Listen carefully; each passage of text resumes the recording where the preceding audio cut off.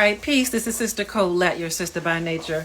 I'm in the process of canning red potatoes, and I'm at the end, near the end of the process. So right now I have filled up my jars with diced sized potatoes. So they look about like this, just to kind of show you, just about that size, and so I've already loaded them into the jars. And so I'm coming to the end here where I'm measuring my headspace before I put my lids and bands on. Okay, so I'm just going to show you that process really quickly. I've already done these over here to the left. So right here, I've added the potatoes, and I've added hot water that I boiled. Okay, so it's a raw pack method. So I didn't pre-blanch them or blanch them because I just don't have room on my stove to do all that. So I'm going to be doing what's called the raw pack method, where you just go ahead and put your vegetables in there, and then you'll pour over a hot liquid. Okay, so that's what I'm doing in this case. So I've already done that. And so now I'm basically just going to be measuring for the headspace. I don't know if the camera will let me, hold on, zoom in a little bit. Oh, okay, kind of. All right, so that might be a better view for you somewhat.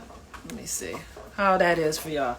Okay, so here we go. I'm going to basically, for this recipe, for these potatoes, they need a 1-inch headspace.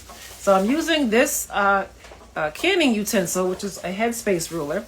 And if you look on the bottom here, see how it has these little notches? So each notch represents a 1/4 inch. All right. And so for this, like I said, it requires a 1-inch headspace. So that means, okay, so 1/4, half, 3/4, 1 inch. So this is the notch that I'm going to be using to place on the mouth of my jar there. So you can kind of see there, right? And so the idea is that you don't want this tip, as you can see, to actually dip into your food, whether it's a liquid or a sauce or, anything. And you also don't want there to be a gap between the tip and the food as well. All right. So just as I'm looking now, I can tell that it's dipping into the potatoes and the liquid, which is not good. So that means I need to remove some. Okay. So I'm going to take out, well, before I do that, actually, I'm going to debubble. So I'm going to flip this to the other end, because oftentimes when you start to debubble, you make room in your jar. And so the debubbling process is just using this tool, and you're going to go in between the jar and the food item around a few times. You see those bubbles? You probably can see it. So we're removing, see those bubbles? I don't know if y'all might could see them sort of. But yeah, you're removing those air pockets that could be, stuck between the food and the jar, or in between here. Okay. So let me just kind of show you how I'm going to do that really quickly. Just going to go all the way around, and I can see a lot of air bubbles popping up. So I'm going to go around a few times. Okay. All right. And so, yes. So see that? Now see how it changed? So those potatoes are not quite sticking up like they were before, because things got moved around, but I'm still going to measure it because the liquid looks a little high. So I'm going to measure. Okay. Yeah. The liquid is still a little high. Let me see if I can bring you in. Let's see here. Okay, let me see if I can bring you in. So, okay, so do you see that? See, this tip is dipping down into the liquid. So that's not what you want. All right. It would be okay if I just needed like a 1/2 inch headspace, right? Or a 1/4, maybe a 1/2 inch. Or 3/4, but see, it's definitely dipping into it. So no worries. All I need to do is remove some of this liquid.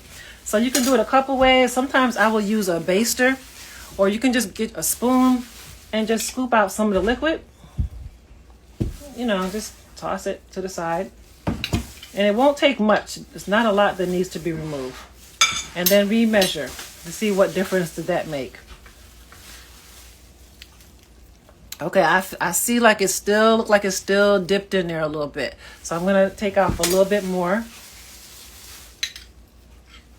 And like I said, I like to use my turkey baster, a little meat baster or poultry baster. But I don't have it right now, so. All right, let's try this again. All right, so it looks like it's right hitting the tip. But then again, it kind of looks like it is stuck in there. I do see it kind of in the water. I'll take a little bit more off. All right, because we need a 1-inch headspace.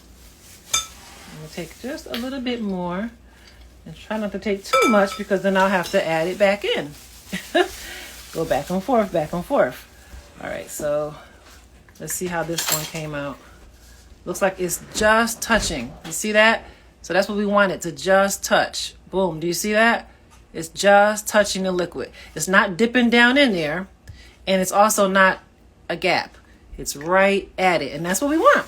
Okay, so that is what's called the headspace. That's how you get your headspace on your jars after you've, debubbled and all that stuff. Okay, and so what I'm going to be doing now, before I put my lids on, is I'm going to clean the mouth of my jar. Okay, so I've got some fresh, clean paper towel, and then I've got some distilled vinegar, white vinegar here.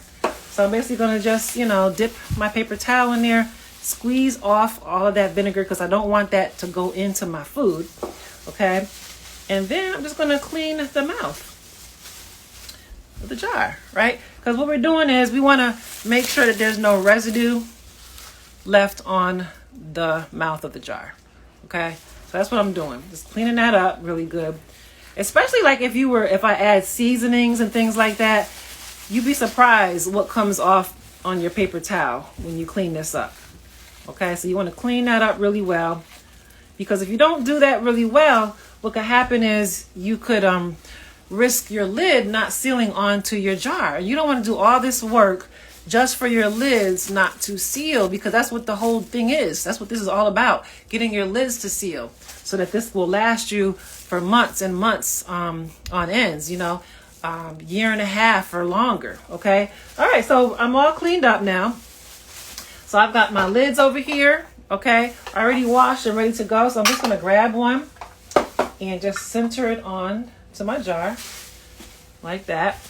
And then I'm just, you can use your lid lifter if you want to grab, a band, okay? And then I'm going to just take this and twist it on. Boom. And that's it. You don't want to put it on too hard. You don't want to really crank it. Just enough really to secure it. That's it. Fingertip tight. And then from that, I'm ready to load these potatoes into my pressure canner, which is waiting over here for me. Let me see if I can bring my camera and show you. My canner is all ready to go. Okay, this is my pressure canner.